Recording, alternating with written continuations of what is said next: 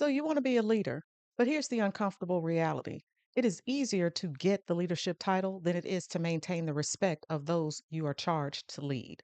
So if you want to know more about what it takes to be a good leader, then stick around. Welcome to Crossroads and Catalysts, the podcast with Shanita B. I am your host. This is where we discuss the thoughtful, wise, and strategic perspective at a crossroads can be the catalyst for change. Today, we are going to jump into specifically some of the more crucial characteristics and traits that are required for a leader to be successful. Because all of this really has a lot to do with the engagement that one has with their team. And you cannot be a successful leader without awareness, accountability, and resolve. You have to have these. And one of the reasons why I wanted to talk about this is because I'm seeing it not just all around me. Whether you're the leader of a large or small organization, you have to have the respect of the people who work with you, who you're charged with leading. Because if they don't take you seriously, if they don't have confidence in you, you're likely not going to get the results and the outcomes that you're seeking. If this resonates with you, share it with a friend and be sure to like and subscribe on whatever platform it is where you're listening. Since I did talk about this in episode 10, I'm going to leave a link for it in the show notes, and I'm also going to leave a link to my email newsletter. So sign up for those. Okay, so let's get some clarity around what these things are, um, because it's good to get some definitions. Awareness.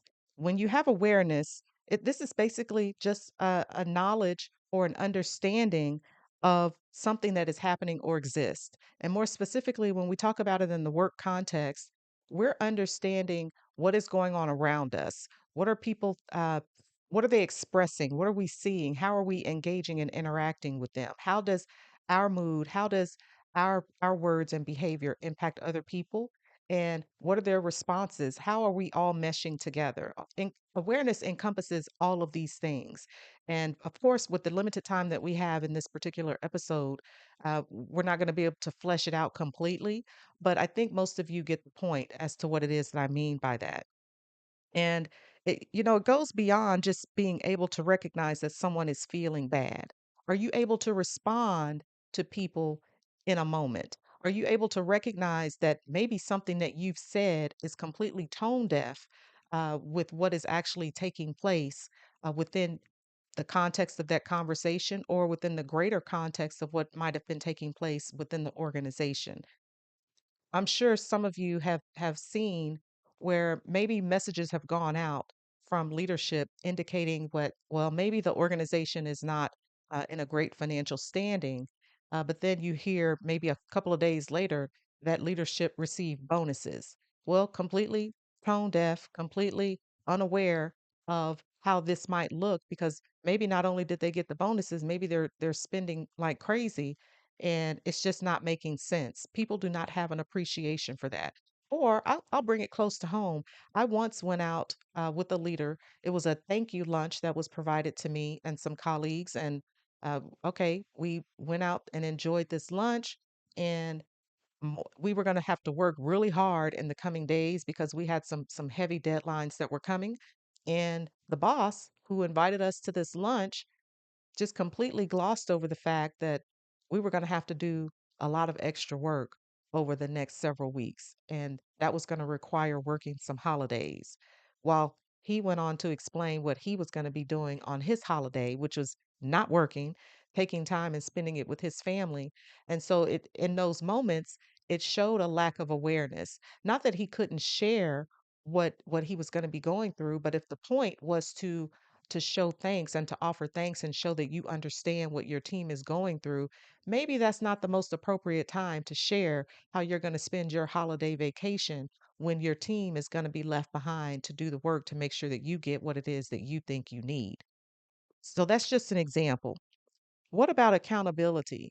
Accountability is simply having a requirement or an expectation that whoever is in charge can justify the actions that have been taken in a particular situation.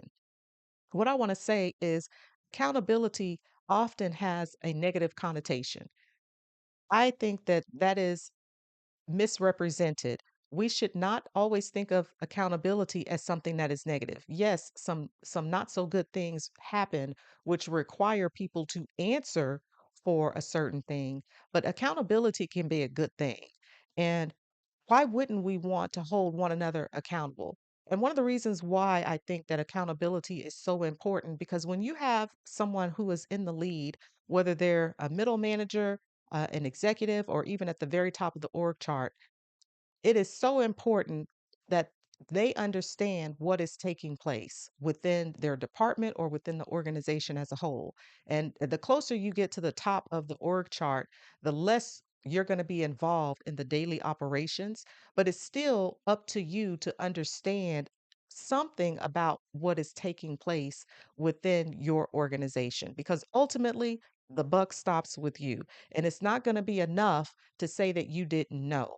You look at many cases that have been litigated over the years, and you ask, or not you ask, but you hear that questions are being asked. Well, why didn't this person know, or should they have known? Was it foreseeable that they would know some of the things that were taking place within their organization?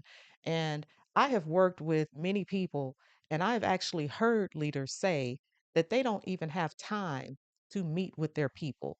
Well, if you do not have time to meet with your people, how can you hold them accountable to ensure that they are carrying out the operations according to expectations?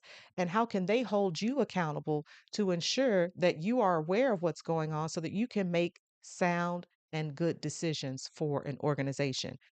Well, the reality of that is you can't, because there's no way that you can do that. So going back to my point, when I said that accountability is not a negative thing, it's not a bad thing, we should see this as a good thing, because again, it gives us the opportunity to engage our team to try to understand, where are they? What are they thinking? How are they feeling? How does all of this apply to the work that's being done? Are we getting the results that we're expecting? And I'll say another thing about this, because accountability is a major thing. And because maybe some people have been in their roles for so long, or maybe they've been with an organization for so long, they assume that things are continuing on business as usual. We cannot risk that things are continuing on business as usual. We have a responsibility to find out what is going on within our organization. If something has changed, why did it change? If you weren't aware of that change, you that's the one way that you can find out that something different is taking place, because I've seen this happen over and over, where a person has grown up through the ranks of an organization and they think that, okay, well, this is how it was happening when I was doing it. Well, maybe that was 10 years ago, and a lot has changed in 10 years. And do you really want to be in a situation where you find out something major has changed without you even knowing, and maybe you're communicating information that is completely untrue? This is why you have accountability. This is why you make it a point to show people that you understand their plight, you understand what they need, and that they can in turn expect that you will be able to provide information and support to them as well. Accountability simply builds credibility faster than perfection, because things are not going to be perfect. But what you can show people is that you're there to support them. And again, that they should be there to support you as a leader. Resolve. I want to talk about resolve as well, because when you talk about resolve, it's not just simply coming up with solutions, it's being determined to carry things out to get to the outcome that you desire.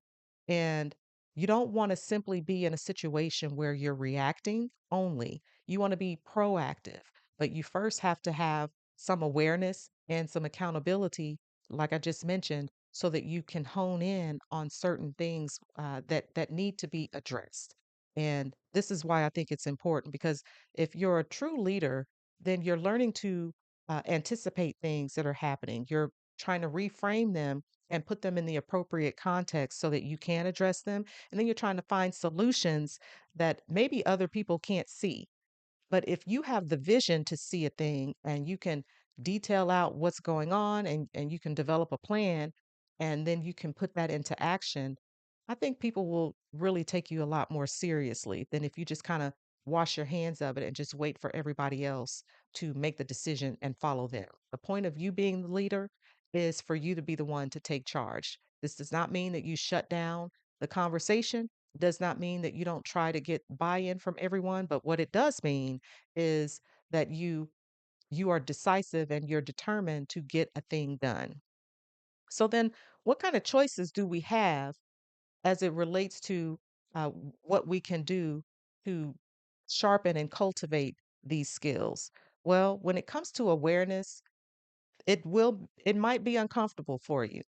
You're going to have to ask for some feedback because what I've recognized is for leaders who have been in leadership positions for quite some time, people are not pouring they're not pouring out feedback to leaders. They have to seek it out, and you have to be interested enough to want to know what people think. So if you have a leader, you're a leader, but you have a leader, ask that person. If you have a mentor, ask them. If you have a team, ask them. Yes, again, this might be uncomfortable, but it is so pertinent because I think all of us can relate to having said things in in meetings or in some type of discussion and realize that, ooh, maybe that didn't go over so well, or maybe I shouldn't have said it like that, or maybe I didn't realize that someone was going through something and that just wasn't the most appropriate time to say something. We have to sharpen this skill because if because people will see that you are trying if they recognize that you have a level of awareness that considers them. Because partly that's what awareness is about. It's considering other people and their situation and circumstances. And yes, some situations are going to be more dire or more urgent. But then, when it comes to the everyday machinations of engaging with people, you want to show them that you have enough awareness to hold back when it's necessary or to move forward when it's necessary. So definitely keep that in mind. And, ask yourself some questions. Do I understand what my team does? Do I understand what they like and dislike? And how do we interact with one another? Again, it can be something really simple, but make an effort to build your awareness skills. And I'll say this for people who are not in leadership positions, but you want to be, if you find that people are easily upset, or maybe not easily upset, that they get offended because of things that you have said or things that you have done, that might be a clue to you that you want to dig a little deeper to understand better what it is that you say that triggers people. Some people, yes, can be overly sensitive, but everybody is not overly sensitive.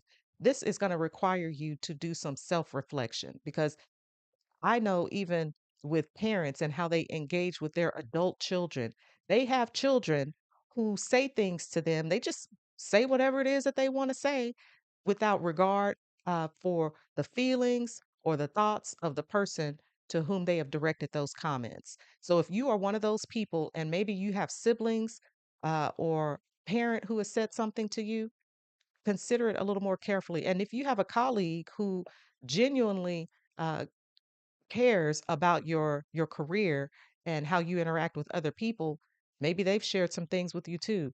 My point is, it behooves you to slow down long enough to try to understand some of the prior interactions that you've had with people that might not have gone so well. And maybe really the reason why it didn't go so well is because of you. So, sit with that for a minute. And so, what about resolve? Excuse me, not resolve, accountability. When it comes to accountability, you want to set some clear expectations for yourself and for your team. And what does this look like? It is not going to be enough to set it and forget it.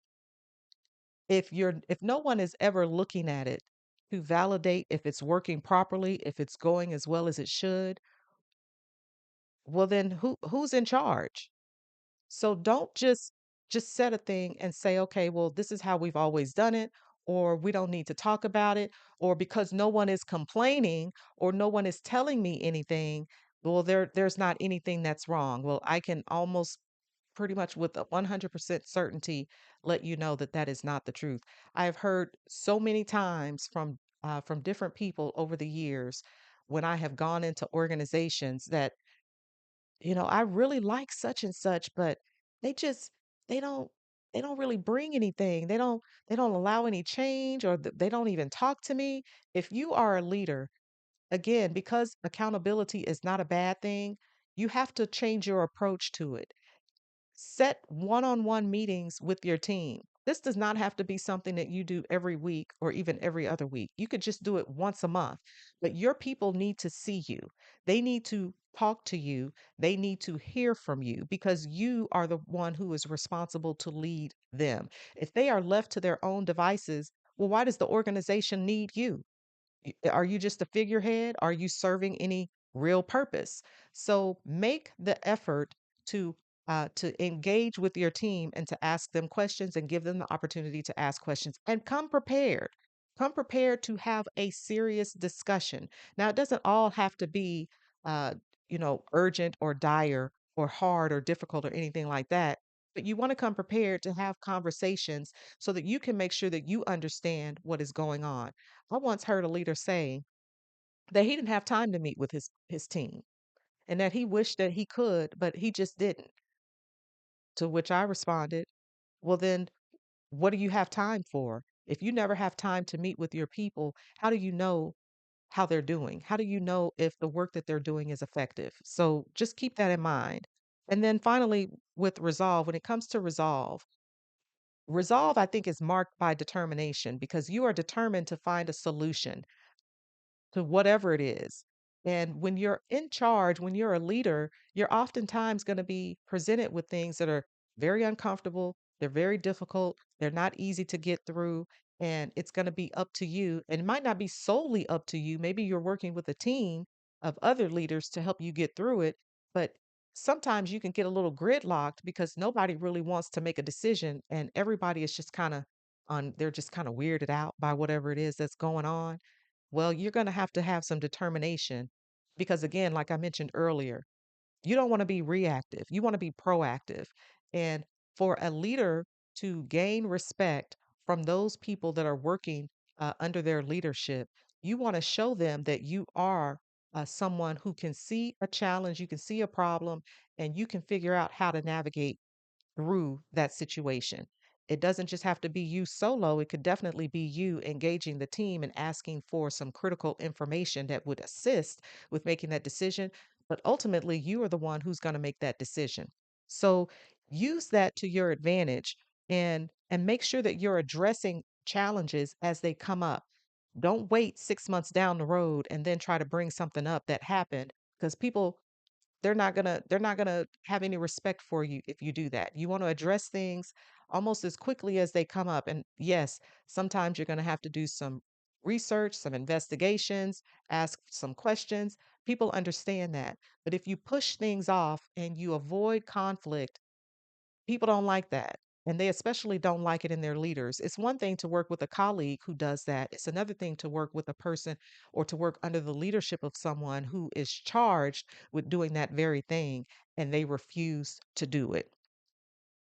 Leadership is not about having all the answers. But if you, as a leader, can demonstrate that you have awareness, that you are accountable, that you have resolve, then people are more likely to want to trust you and want to follow you, and they will show you respect because you have demonstrated to them that you are a considerate person. These are not easy traits to hone. Some people, maybe it comes a little more naturally. A lot of people, it does not. And this is why I wanted to talk about these things because, again, I've worked in so many different scenarios and circumstances where I've seen it play out, where people have just become a bit apathetic because they don't believe that their leadership is doing their work and taking their work seriously. And when they don't provide them feedback, when they are not open to feedback, when they're not open to ideas that could be innovative and can be game changers, they just shut down. They just become complacent and they don't make any genuine moves toward trying to make improvements because they think that it's pointless. And so that's why I wanted to talk about it. So I would challenge you today to take these tips and incorporate even just one of them, but make sure that you follow up with the second and with the third, because that's what's going to make a difference to you ultimately. So we are at the end of our episode, and so I appreciate that you spent some time with me so that we could discuss this. I'd like for you to share with me what you think about this particular topic, and send an email to me at connect@crossroadsandcatalysts.com. And I will also leave a link in the show notes to episode 10 and the email list. So be thoughtful, be wise, and be strategic. And remember, crossroads reveal who you are, catalysts shape who you become. Every decision matters, so make it count. I'll talk to you next week.